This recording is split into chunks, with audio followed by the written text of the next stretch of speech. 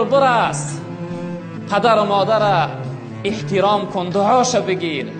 روزی می روند والله قامتت می شکنه، خانت به نور می شود، تاریک می شود زندگی. خیلی حیات دیگرگون تغییر می یابد، به سرپوشه می مانی. باورم نیست پدر رفتی و خاموش شدی، ترک ما کردی و با خاک هم آغوش شدی. خانه را نور اگر بود زی رخسار تو بود، ای چراغ دل من از چی تو خاموش شدی. بهار آمد نیامد بوی مادر، شدم پزمان چشم و روی مادر.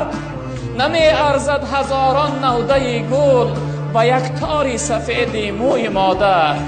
برادر بزرگوار به قدرش برس که نمی آبیش. والله قسم تا آرزو مثل من بر این می سوزی، می خواهی که یک بار پیداش کنه ای پدر جان بگوی دیگر نمی آبیش. می خواهی جای تنهایی باشی یک فریاد کنی تا اینکه درون سینت خالی شود، چون اینجا هم پیدا نمی کنی.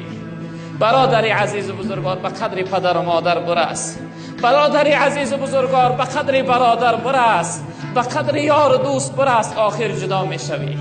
چی نوعی که امروز از رمضان جدا شده ای ساده ای، روز از این عزیزها جدا می شوی.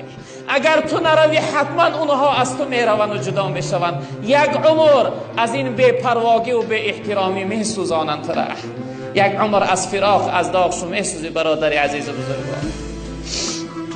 و آخر جبرائیل علیه السلام گفتند و عمل ما شئت فانک مجزی به.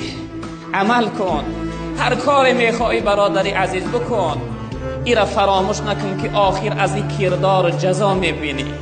اگر عملی خوب باشه به سر بلند به آب و رو